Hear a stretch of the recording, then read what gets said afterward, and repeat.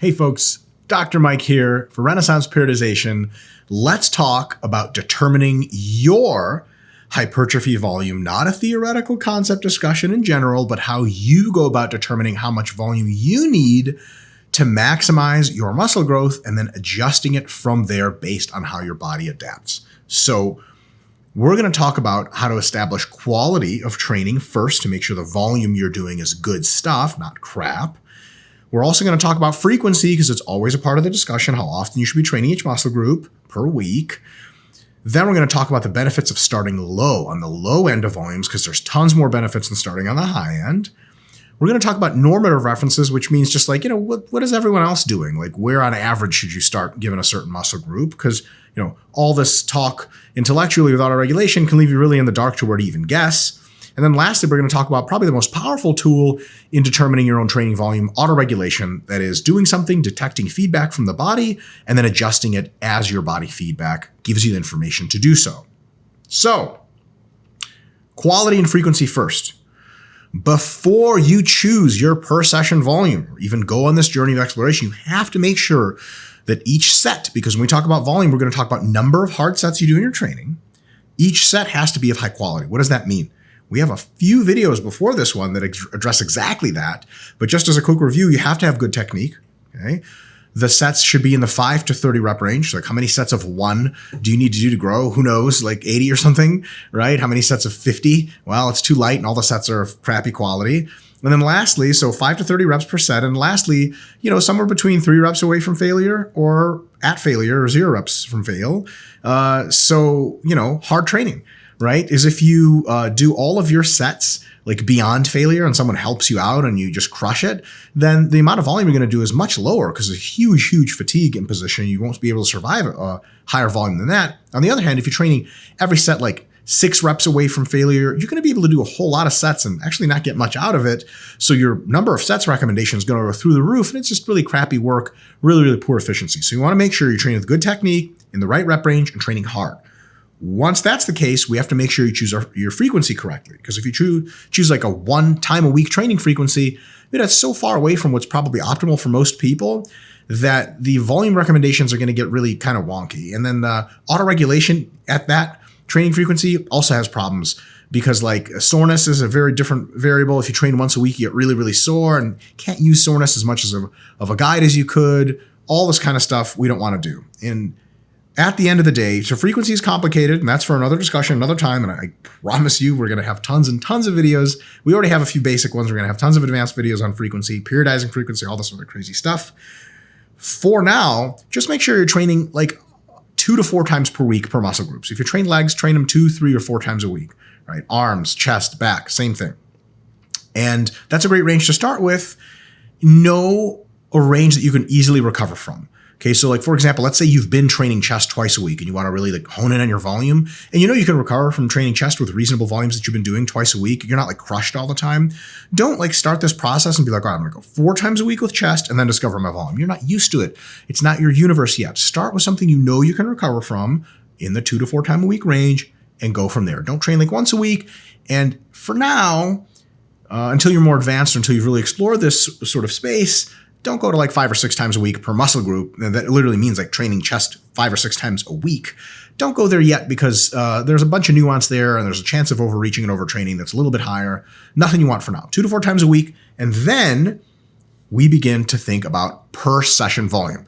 So in each one of those sessions, how many hard sets should you be doing to start your process of your best guess at the highest growth that you can have? Well, there's a huge benefit in starting your exploration on the low side. Okay, so for whatever volume range we end up talking about in just a bit, and don't worry, we'll give you specific numbers and much more information on where to find out even more specific ones.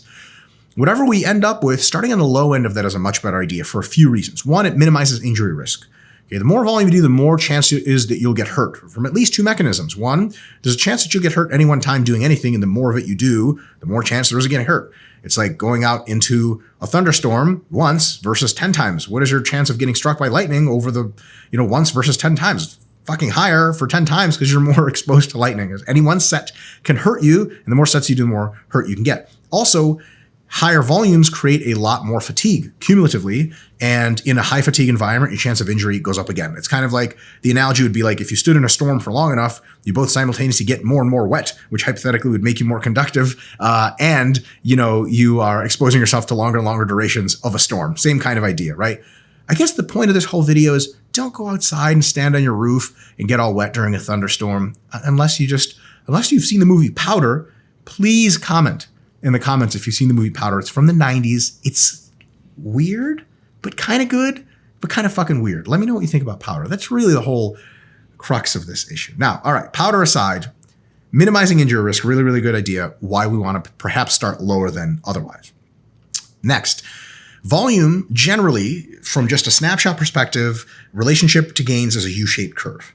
Okay, which means that you can train a little bit and get decent gains. You can train a moderate amount and get the best gains. And you can train a lot and still get decent gains that you got from training less.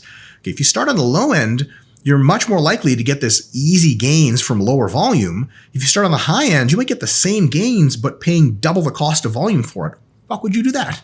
Right? It's like someone to tell you, okay, these two burritos taste equivalently good and they're equivalently large. One is $5 and one is $15. Which one do you want? You're like, 15. Why would you do that? Okay, maybe the ideal burrito costs $10 and it's bigger and tastier than both, but you're not, you don't know which that exists yet because you have to start at one end or another. Start at the lower end. It's better in every conceivable way. All right.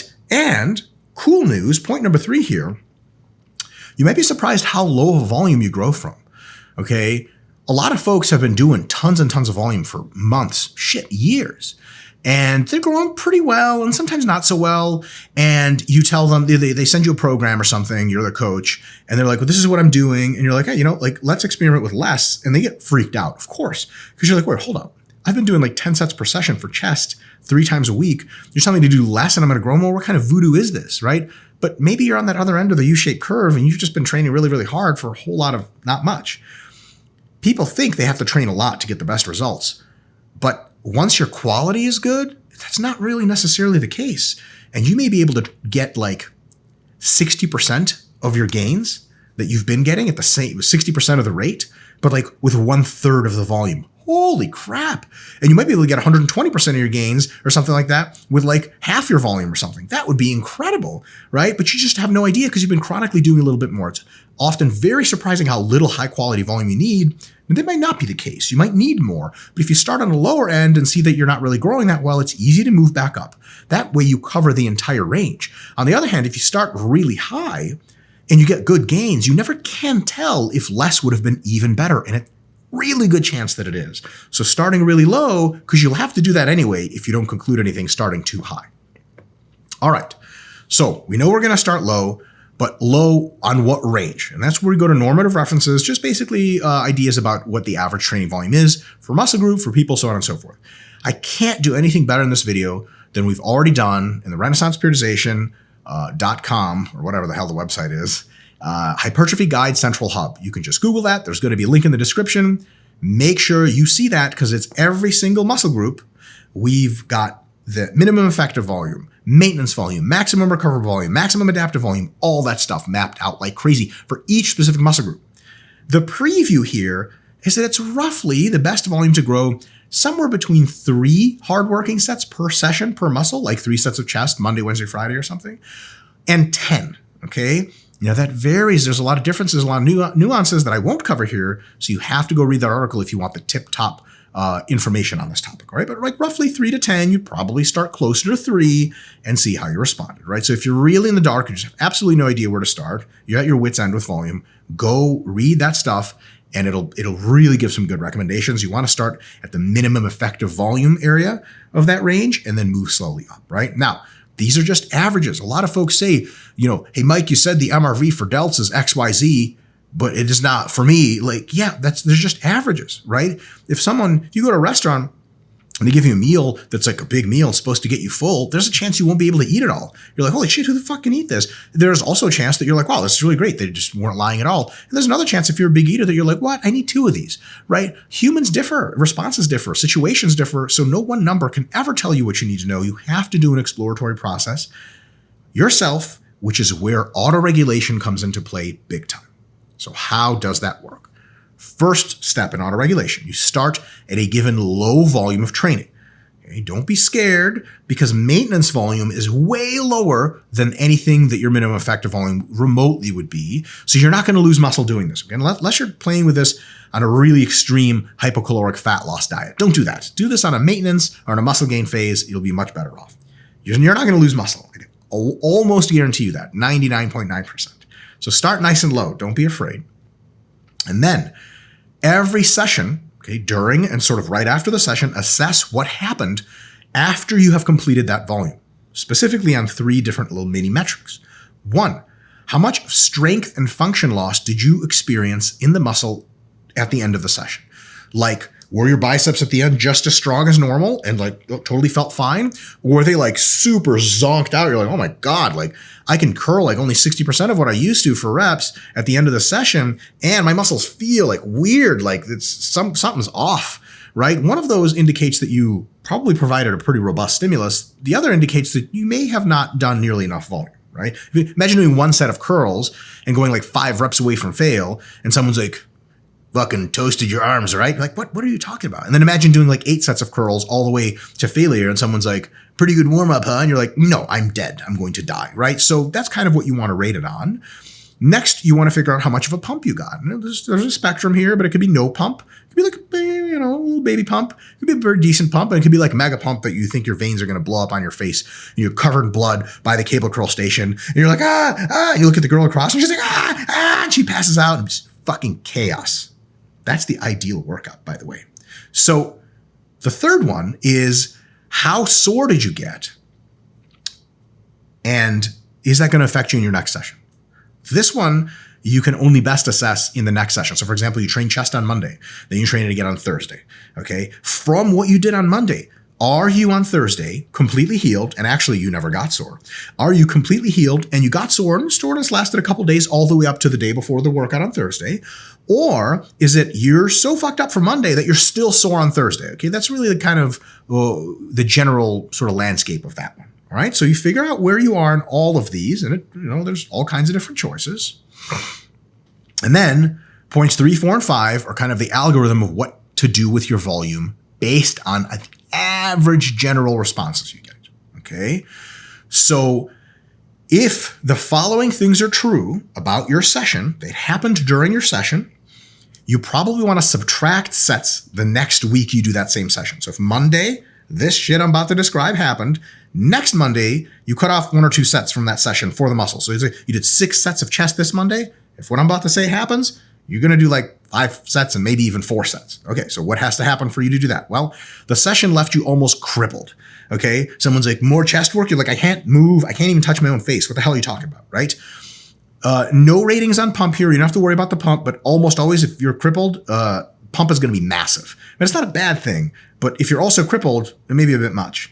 And lastly, you got so sore from the session that you didn't even heal by the next time you trained that muscle group. So Monday, you got so fucked up that Thursday, you were like, what the hell am I supposed to do with my chest? I'm like, somebody shot me in a shotgun all the way across my chest. That's what I feel like, okay? If that's the case, the amount of damage you're producing is probably so severe that it actually takes recovery adaptive resources from your cells, shuttles them to healing that damage and away from growing you. Okay, there's a trade-off there, right? It's like saying you want to do remodeling on a skyscraper, and instead of just pulling out some of the floorboards and replacing them and replacing the TVs, you just take a fucking wrecking ball and just go, bah, and the shit falls. And you're like, remodeling, here we go. Whoever's in charge of that contracting job is going to be like, hey, you just cost us like $2 billion. And we only got paid $1 billion to remodel a skyscraper. You're an idiot. Okay, don't do that. So there's such a thing as too much damage. Okay, you're remodeling a skyscraper. You only pull out what you need and put back what you need. And that way there's a net benefit. Same idea with muscle growth. So if you think you're going to grow your best, wrecking your muscles like crazy and never recovering, you're absolutely wrong. There's tons of science to confirm that, tons of theory to confirm that, direct research, the whole lot. All right. So if you get this fucked up, next time, subtract some volume. Absolutely. And the next time you won't get as messed up. You'll grow more, and that'll be really good. So now if this next thing happens, you want to maintain sets, which means just doing like probably the same number. It's just really good. Just don't change anything. All right. What has to happen for that? Well, the session left you pretty weak and pretty messed up, but nothing too crazy. Like you could still brush your teeth afterwards, but you're like, damn, my pecs are pretty messed up, and you're definitely not as strong as you were at the beginning of the workout after all this volume at the end of the workout. Second, you got a good pump or a great pump. right? Because if you got a little crappy pump, maybe it wasn't enough, but you're like, damn, okay, oh, holy shit, shit's happening, right? And you either didn't get sore at all, or you got sore enough to heal on time for your next workout. So either on Monday, Tuesday, nothing, you didn't get sore, everything felt great, you got a great pump, and session left you weak, and then Thursday, you're back to the gym, everything's fine. Or you got sore, right? But it healed by the time the Thursday rolled around. So you wake up Thursday morning for your chest workout again, and you're like, oh, I'm fucking golden, right? Then, you're really checking all the boxes, and you don't need to move your volume up or down because it's clearly not too little, and it's clearly not too much, right? Perfect. Fucking Goldilocks volume. You know what I'm saying? You come in there, Goldilocks is in the house, 3 bears mauling the fuck out of her, and she's still alive, which is super messed up because animals eat you while you're still living, right? And she's like, oh, God, kill me. You don't even have a gun. You're like, this is just a farmhouse. What am I even doing? Third possible scenario, okay?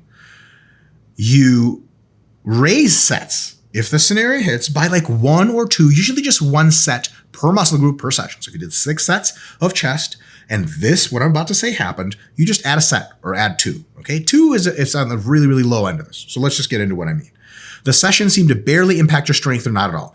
Like at the end of the session, you're like, dude, I could hit a PR right now. Like I'm really just not that messed up. I feel more warmed up than anything, okay? Part B, you got no pump whatsoever or barely any pump. Your friend's like, dude, pump? You're like, honestly, I would be lying to you if I said yes. Or you're like, I don't know. Yeah, I guess a little bit, right? Not good enough. And C, you didn't get sore at all or just barely, right? Just teeniest little bit like the next day or just later that day. You're like, yeah, I guess there's something there. And then the day after that, nothing. And you're like, meh, right? That's very likely just not enough volume to have the best gains. Now, it would be amazing if you could just grow your best at this kind of volume. That would mean training would be fucking super easy and you could do a frequency of like 6 days a week all the time and survive. Unfortunately, it's just not the case, right? So if that's the case, then you just add 1 set, usually 2 if it's like really didn't feel anything, in the next week, and then you go from there. And then the real question is, what do you do the next week? The same exact shit. So you'll notice that as you do more and more sets, as you do more and more weeks, so week 1, 2, 3, 4, your body gets used to shit. And maybe the 6 sets that used to give you a great pump and used to make you sore and all this other stuff and that really like weakened your muscles through the session, it might like start getting into that point number 5 area where it's like, it's just really not really doing much. Then you add sets in order to fix that problem of a now insufficient volume to your level of adaptation, to your recovery ability and to your work capacity. All right. So this way, volume is always adjusted to exactly what you need or close. And it's never like, oh, I should be doing this. No, your body will tell you if you should be doing this, right? People ask me all the time, like, how much volume should I be doing? Like in the gym, randomly have a conversation. And I'm like, do you get sore from this? They're like, yeah. Do you recover on time for workouts? They're like, yeah. Do you get a pump? Like, yeah, totally. Right? Or do your muscles feel like they're taxed at the end? They're like, yeah, for sure. I'm like, I wouldn't change anything. And usually people are not looking for that answer. They're like, but should I just like progress up to infinity? Like, why? Why? If you're getting great workouts, why the fuck would you do that? Right? No good reason. So, autoregulation. There's a lot of wiggle room in these interpretations. I gave you 3 scenarios for a reality that's spectral, like there's an infinity number of combinations here, all right? Because all these variables are graded variables. Like there's no good pump or bad pump or no pump. It's no pump, slightly detectable pump, all the way in a graded manner to the biggest pump of your life. And that's when earlier I said your veins explode and the girl across starts to pass out, that kind of thing, right? So there is a ton of wiggle room in these interpretations, but do your best. I mean, this is not rocket surgery, and you just want to err on the low side of the additions to begin with, and then see how your body responds, and then challenge your body if it's clear that you need more of a challenge, right? As you train, and slowly add or maintain volume or sometimes reduce it over the weeks and weeks and weeks, you're going to accumulate fatigue. And eventually that means your rep strength, because you should always be adding a little bit of load, adding a rep here and there to try to progress. Your rep strength is going to peak and just no more additions happen, which is probably when you should cut it off, and or you start to get a little weaker, which is definitely when you should cut it off, right? If you haven't already. When that happens, you want to deload and put yourself at maintenance volumes, like a third of what you were doing normally, really recover, really relax, and then start back at what your estimate is for your minimum effective volumes, which was the same estimate you used last time, right? And if last time you started and you were way too sore, use even less than that, okay?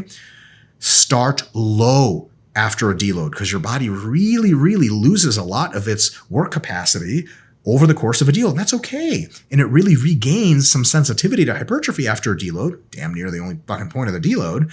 And it really can go back down to really nice and low volumes and provide a really robust stimulus. So it's not like you go from 5 sets a session to 10 sets and then restart after a deload at 10 sets and go to 15. Well, the fuck, you'd be ended up at 50 sets in 3 months and dead. They'd find you on the side of the road, right? You died from too much volume. Another one? Yeah, Jim, it's a tough day in Volume City. I don't fucking know. But in any case, what you want to do is like start at like, maybe 4 and end at 8. And then start at 4 and end at 8, and then start at 4 and end at 8 or 9. You had a good session or a good mesocycle. And then at some point, starting at 4 might be like, like it's really just not checking the boxes. Then you could consider starting at 5, or, which this will be covered in many other videos to come, you can do a low volume maintenance resensitization phase to get your body resensitized back to lower volumes. You can do an active rest phase, so on and so forth. So there's tons of options, but you don't want to just progressively do more and more volume over the mesocycle average. Within a mesocycle, during the accumulation phase where you do more and more and more, a volume can be a part of that something if the checking the boxes in autoregulation says it should be. But over meso to meso to meso, there's no rule that says volume has to go up over time. It tends to on average, but you can do resensitization phases and stuff like that over your career keeps your volume per session on average roughly about the same, right? And that's letting your body and your strength adaptations and so on and so forth decide, right? You do this and boom, you're looking at individualized volumes tailored exactly to you. And when someone asks you, hey, how much volume do? You can say, well, there's this amazing video on Renaissance periodization. Let me write that down for you. It's fucking hard to spell. YouTube channel. You should subscribe to that channel. And you tell them this. Renaissance periodization is a very small company, and we don't have a lot of money. Sometimes I don't have enough to eat. Send Dr. Mike at Renaissance Periodization your money. Plead with them. You can get on your knees and cry if you have to. Sell it. Sell it because I fucking need money, goddammit. Folks, I don't even know what I said. See you next time for the next video.